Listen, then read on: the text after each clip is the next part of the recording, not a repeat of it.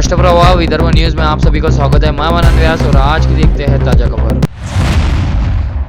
जिले की high voltage Badnera विधानसभा क्षेत्र में डीएमके फैक्टर के चलते महायुति के प्रत्याशी विधायक रवि राणा तथा शिवसेना की बागी प्रीति बंड के बीच लड़ाई होने जा रही है। पिछले 3 मरतबा रवि राणा यहां से जीत हासिल कर विधानसभा पहुंचे थे। 2019 के विधानसभा चुनाव में राणा ने उस वक्त की शिवसेना प्रत्याशी प्रीति बंड को 15,000 से अधिक वोटों से हराया था। 2014 में शिवसेना के संजय बंड तथा 2009 में राकपा की सुलभा खोड़के को राणा ने पराजित किया था। इस बार शिवसेना ने सुनील खराटे को उम्मीदवारी देने के बाद बंड ने विद्रोह करते हुए निर्दलीय प्रत्याशी के रूप में मैदान में उतरने से शिवसेना के पूर्व विधायक ज्ञानेश्वर दाने पाटिल सहित मराठा नेताओं ने प्रीति बंड के समर्थन में शिवसेना को जय महाराष्ट्र किया, जिसके चलते एक बार फिर बडनेरा विधानसभा में 2019 की पुनरावृत्ति होती है या जनता फिर रवि राणा के साथ खड़ी रहती है, इसकी चर्चा है।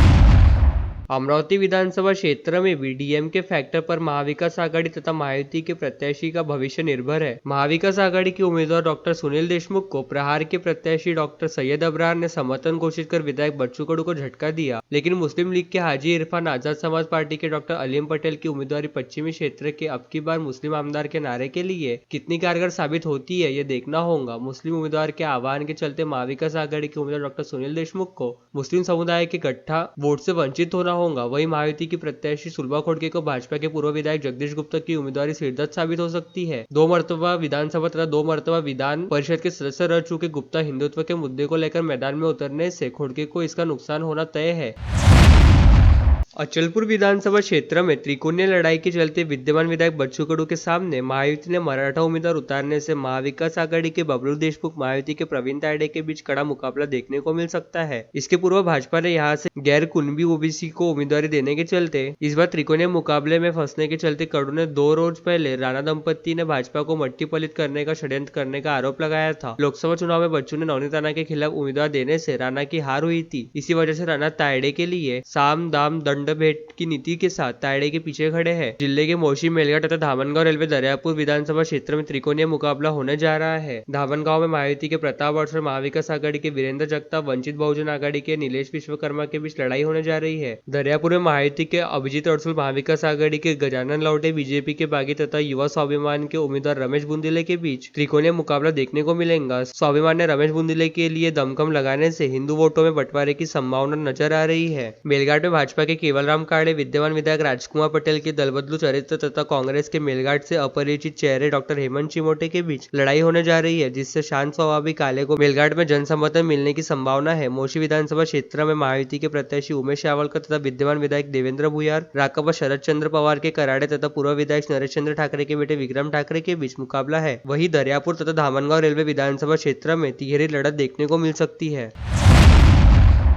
धामनगांव रेलवे विधानसभा क्षेत्र से महायुति के प्रत्याशी विधायक प्रताप अडसर की बहन अर्चना रोटे पर हुए चाकू हमले के बाद आज भाजपा नेत्री विधायक चित्रा वाघ उनसे मिलने अमरावती पहुंची। अस्पताल में भेंट देकर उनकी कुशलक्षेम पूछी। चित्रा वाघ ने कहा, प्रताप अडसर का पूरा प्रचार अभियान उनकी बहन के हाथ में था। सुबह से शाम तक वे गाँव-गाँव जाकर प्रचार करती रही। रात में अज्ञात लोगों ने उन पर चाकू से हमला कर दिया। इस तरह का कायरतापूर्ण हमला बर्दाश्त नहीं किया जाएगा। महाविकास आघाड़ी हार के डर से दबंग की तरह काम कर रही है, लेकिन आने वाले चुनाव में जनता गुंडागर्दी का जवाब वोट से देंगी। नवनीत राणा की सभा में उन पर जानलेवा हमला हुआ, उन पर कुर्सियां फेंकी गई, उन पर भौंकना शुरू कर दिया गया, लेकिन एक भी विरोधी ने घटना का विरोध नहीं किया। अवसर मीडिया से बोलते हुए उन्होंने इस हमले की निंदा की। मीडिया से मुखातिब होते हुए उन्होंने कहा की आमदाराची बहीण जर सुरक्षित नसेल तर सर्वसामान्य महिलांचं कसं?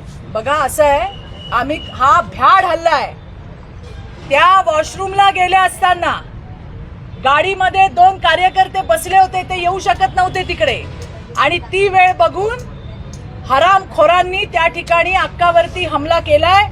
आम्ही कोणालाही सोडणार नाही, कोणाची सुद्धा गय केली जाणार नाही, हे मला तुम्हाला या ठिकाणी सांगायचंय। आमची जबाबदारी आम्हाला फार चांगली समजते, पण ज्या नीचतेच्या पातळीला आज महाविकास आघाडी गेली आहे त्यांना लाज वाटली पाहिजे। भाजपच्या महिलांनी हातात बांगड्या घातल्यात, पण भाजपच्या महिलांना 2 हात सुद्धा करता येतात, हे लक्षात ठेवा। हे सुद्धा मला आज महाविकास आघाडीला सांगायचं।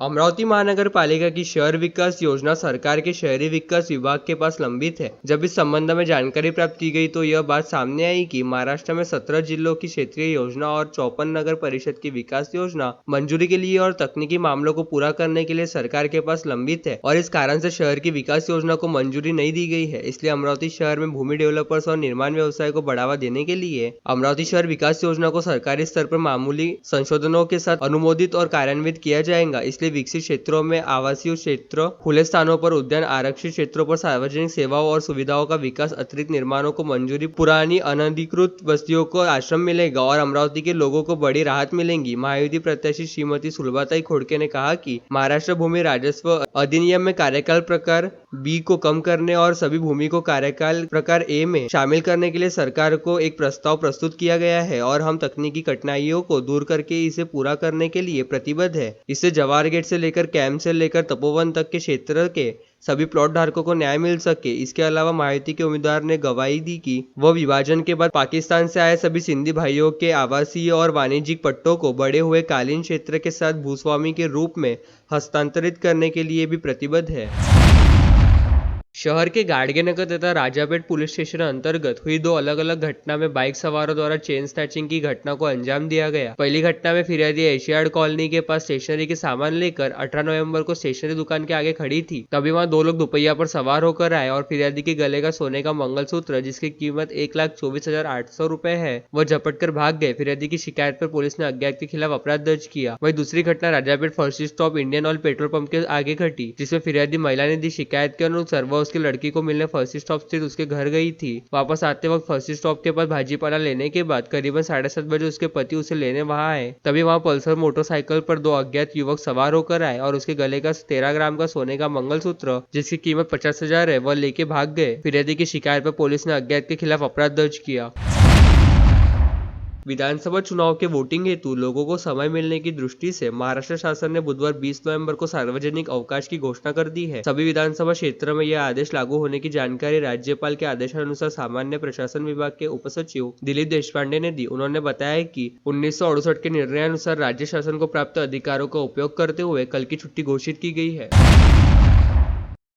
लड़के के दोस्त ने ही चाकू की नोक पर मोबाइल लूटने तथा पुलिस शिकायत करने पर जान से मारने की धमकी देने की घटना गाडगेनगर पुलिस स्टेशन अंतर्गत घटी, जिसमें फिरियादी दिनेश हनुमानदास गांधी ने दी शिकायत के अनुसार वह 17 नवंबर को 3:30 बजे तिरुमला कॉलोनी के पास से जा रहा था। तभी आरोपी श्रेयस उर्फ पपी पटेल ने उसे रुकाकर गाली गलौज की और चाकू की धार पर उसके पास से सैमसंग गैलेक्सी फोल्ड 6 कंपनी का फोन जिसकी कीमत 1,52,000 है वह लेकर चले गया और अगर पुलिस में शिकायत दी तो जान से मारने की धमकी दी। फिरियादी की शिकायत पर पुलिस ने आरोपी के खिलाफ अपराध दर्ज किया।